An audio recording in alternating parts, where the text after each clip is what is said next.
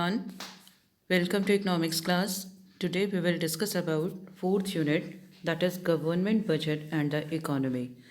Dear students, this chapter carries 6 marks and this chapter is divided into 3 parts. According to the revised CBSE syllabus for 2021 examination, the first part is government budget, its meaning, objectives and components. The second one is classification of receipts, that is revenue receipts and capital receipts, classification of expenditure, revenue expenditure and capital expenditure.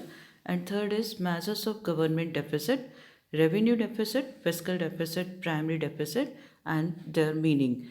Today we will just cover government budget, meaning and its objectives, and the remaining portion will be discussed in the following videos. Let's start the topic. What is government budget? This is the meaning and objectives of government budget. Government budget is a financial statement. Actually, it is an estimated financial statement of budgetary receipts and budgetary expenditure of the government for the following year or for the fiscal year or for the accounting year.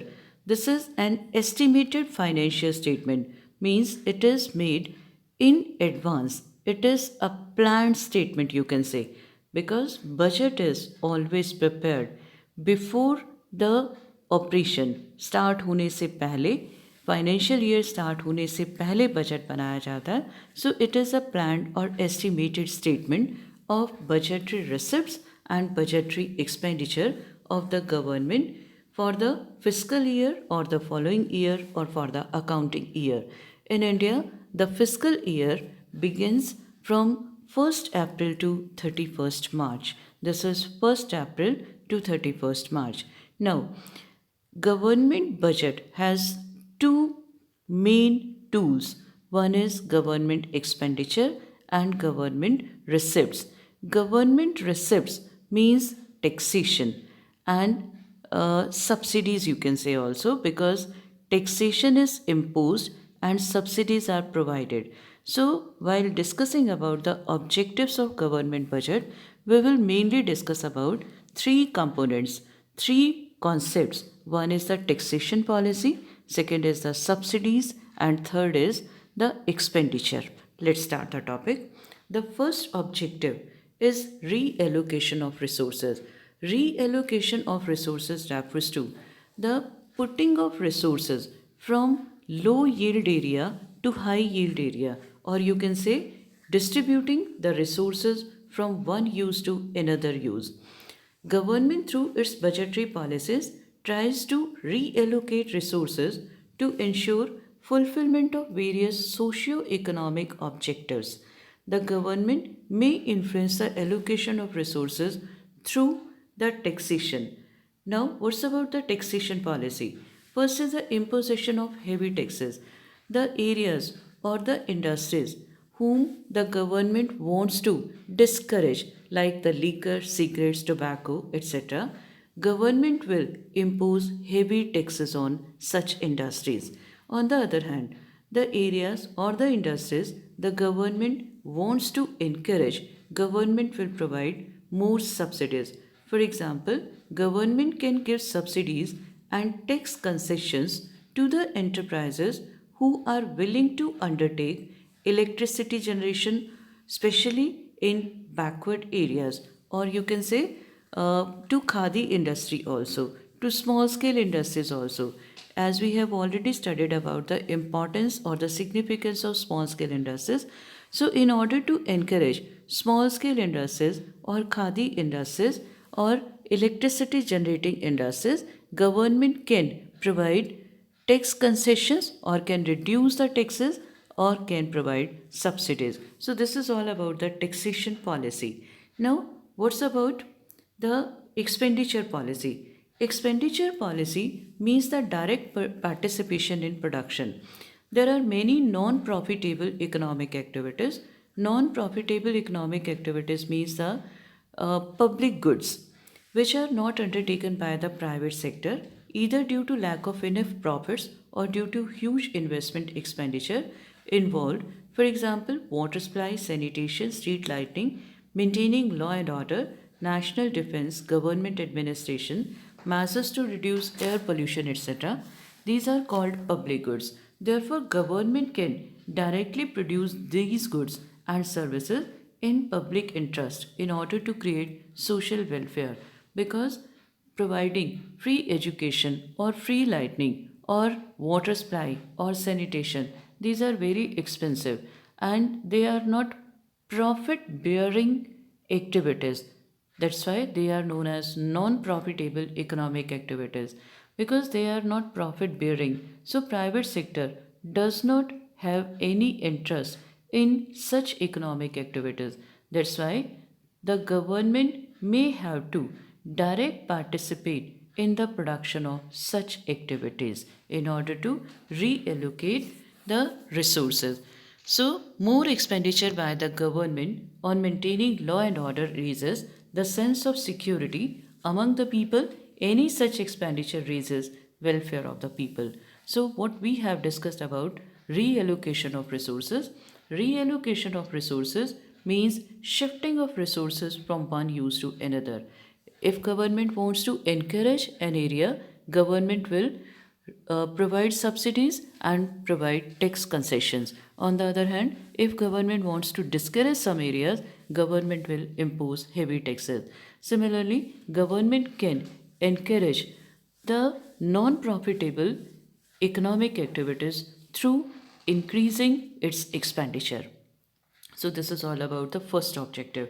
Now move to the second objective. This is reduction in income inequalities or redistribution of income.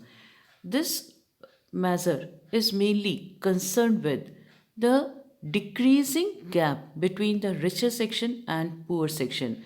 So in this, there will be redistribution of income from richer section to poor section in order to bring equitable distribution in the society, in order to remove inequalities of income, and they can be reduced either by rationalization of taxation policy or regulating the expenditure policy of the government.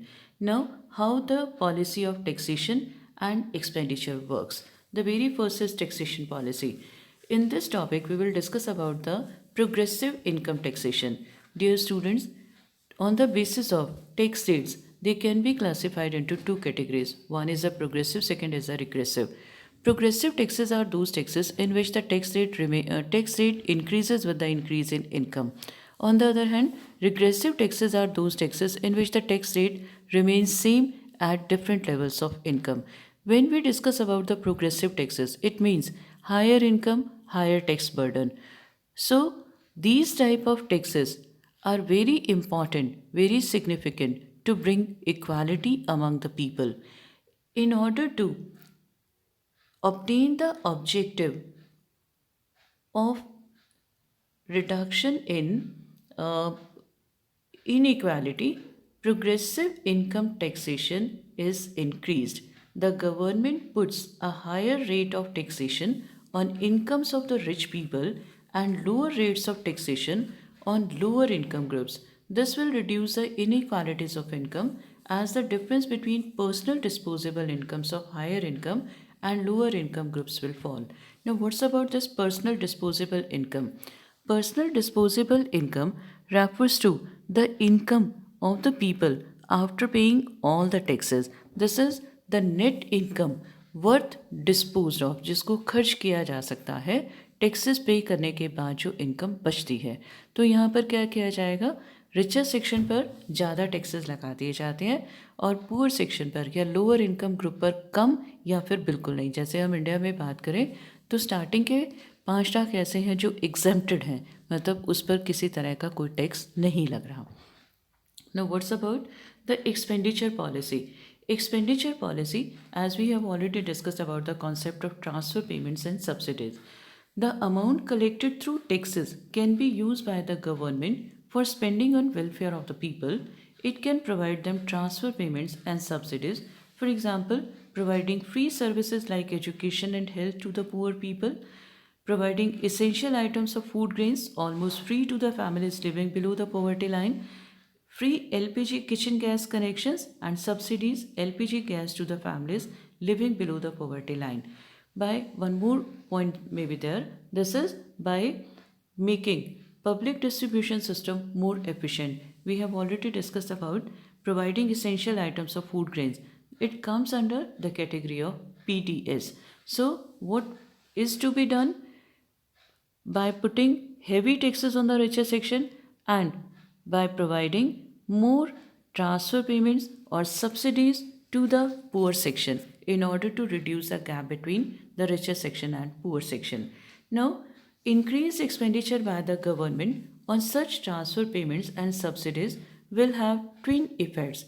The very first, it will increase the disposable income and thus will reduce the income inequalities, the gap between rich and poor. And secondly, spending on free services to the poor raises their standard of living and thus increasing their welfare. So, this is all about the second objective, that is redistribution of income.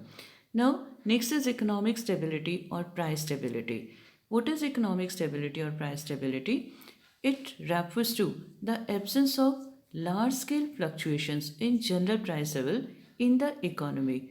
Dear students, too much fluctuations in prices is not good for the economy as they create uncertainties in the economy. That's why stability in price level in the country is necessary to create business environment. Government can exercise control over price fluctuations through its taxation policy and expenditure policy. So first try to understand the meaning of economic stability. It refers to the price stability, that is absence of large scale fluctuations in general price level. Now, how does government use its taxation policy and expenditure policy? Dear students, first we will discuss about the two extreme situations. One is inflation and second is deflation. As you have already studied about the inflationary gap and deflationary gap in the previous videos, inflationary situation refers to a situation of hike in general price level and it occurs due to increase in aggregate demand. That is, when aggregate demand is higher than aggregate supply under conditions of high employment. So, what the government will do? Government will discourage spending by increasing taxes and by reducing its own expenditure. By increasing taxes means reduction in disposable income, hence reduction in the level of aggregate demand. Similarly, reduction in expenditure will reduce the flow of money or flow of income in the economy. The result will be reduction in aggregate demand. So, to raise aggregate supply, tax concessions and subsidies for private enterprises can also be used by the government. Means government taxes बढ़ाएगी, अपने expenditure को कम करेगी, subsidies को बढ़ाएगी, किसके लिए? ताकि aggregate supply को बढ़ाया जा सके. क्योंकि इन्फ्लेशन की सिचुएशन कब अराइज होती है? When there is excess of aggregate demand over aggregate supply. तो ट्विन स्टेप्स लिए जाएंगे. One, by reducing aggregate demand and by increasing aggregate supply. Aggregate demand को कम करने के लिए दो स्टेप्स उठाए जाएंगे. One, reduction in taxes, increase in tax rates and reduction in public expenditure. और एग्रीगेट सप्लाई को बढ़ाने के लिए क्या किया जाएगा? There will increase in subsidies, there will tax concessions also. The opposite will happen when there is deflation in the economy. Deflation means recession and it occurs due to less aggregate demand, or you can say deficient aggregate demand as compared to aggregate supply. और यहाँ पर क्या होता है? General price level कम होता है. सो क्या किया जाएगा? एग्रीगेट डिमांड को बढ़ाना जरूरी है. एग्रीगेट डिमांड को कैसे बढ़ाया जाएगा? Government will reduce the taxes to increase the disposable income and government will increase the expenditure. Government can also use subsidies to encourage spending by people.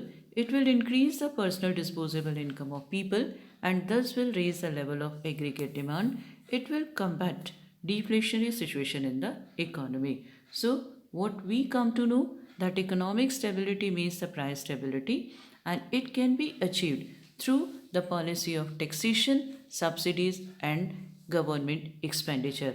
In case of inflationary situation, the steps will be taken to reduce the level of aggregate demand and to increase the level of aggregate supply. On the other hand, during deflation, government will took the measures. Government will take the measures to reduce aggregate supply and to increase aggregate demand. Got it, beta? Move to the next topic. This is about the last objective. This is economic growth. Economic growth implies a sustainable increase in real GDP of an economy. That is, a long term increase in the level of income, level of per capita income. That is, an increase in volume of goods and services produced in an economy. Government budget can be an effective tool to ensure the economic growth in a country. Means बढ़ाना है economic growth को. कैसे बढ़ाना है? Taxation policy and subsidies, क्योंकि हम चाह रहे हैं कि टोटल प्रोडक्शन बढ़े, जीडीपी इंक्रीज हो. इसके लिए गवर्नमेंट क्या करेगा? टैक्स रिबेट्स प्रोवाइड कर सकता है, बजटरी इंसेंटिव्स प्रोवाइड किए जा सकते हैं. It will stimulate savings and investments in the economy and thus economic growth. For example, suppose the government decides to give tax concessions or tax rebates and subsidies to investors for making investment in backward regions. Tax concessions aim at reducing costs and thus making profits. Similarly, subsidies aim at reducing prices of products to encourage sales and earning more profits. Thus, tax concessions and subsidies both aim at raising profit. When profits increases, saving and investment will also increase. It will lead to economic growth. Government may provide incentives through the budgetary policy. The incentives through concessions in taxes, that is tax rebates and subsidies. जब tax rebates दी जाती हैं तो cost of production कम हो जाता है. इसी तरह से जब सब्सिडीज़ दी जाती हैं उससे भी कॉस्ट ऑफ प्रोडक्शन कम हो जाता है. जब कॉस्ट ऑफ प्रोडक्शन कम होता है तो प्रॉफिट इंक्रीज़ हो जाता है. प्रॉफिट इंक्रीज़ होगा तो इंसेंटिव्स बनेंगे. मींस इन्वेस्टर्स जो हैं वो और ज़्यादा प्रोड्यूस करेंगे. रिजल्ट क्या होगा? There will be faster rate of growth. Then what's about the expenditure policy? Spending on infrastructure, this is very, very important, as we have already studied that efficient infrastructure is the backbone of the growth of an economy. So spending on infrastructure in the economy promotes the production activities across different sectors.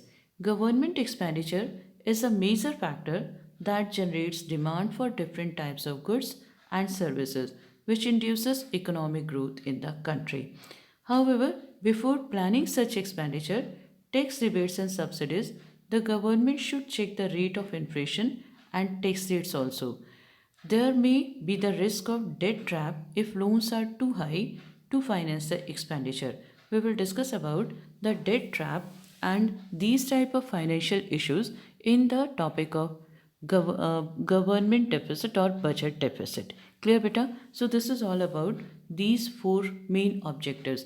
Along with these objectives, we can explain the concept that through government through its budgetary policy, government takes steps to alleviate poverty, to encourage or to promote employment opportunities.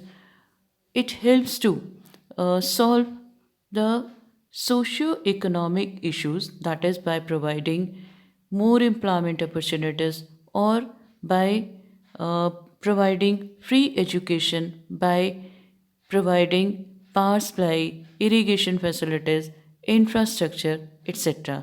Means जो भी आपके economy में government का role आप देखते हो वो सब आपके इन ऑब्जेक्टिव्स में कवर हो जाते हैं. लेकिन जो मेन 4 ऑब्जेक्टिव्स हमें करने हैं वो करना है reallocation of resources, redistribution of income, then economic stability, then economic growth. So with this topic is over. In this very chapter, we discuss about government budget, reallocation of resources, public goods, inequalities of income, economic stability, and economic growth. Now, few questions are there. You are to do these questions. These are one word और fill up type questions. इनको तो आप अपनी video में ही check कर लेना, मतलब इसको तो ज़्यादा लिखना नहीं है आपने कहीं भी, बस इसको प्रिपेयर करना है कि इस तरह से क्वेश्चन आपके पास निकलते हैं. ठीक है. उसके बाद कुछ आपको क्वेश्चंस में दे रही हूँ, 5 क्वेश्चंस है ये. इन 5 क्वेश्चंस को आपने अपनी नोटबुक में लिखना है. These are the assignments, very very important questions. आप इनको अपनी असाइनमेंट नोटबुक में लिखोगे. गॉट इट बेटा? With this topic is over. Be safe, stay home, do your work properly. Have a wonderful day. Goodbye, dear students.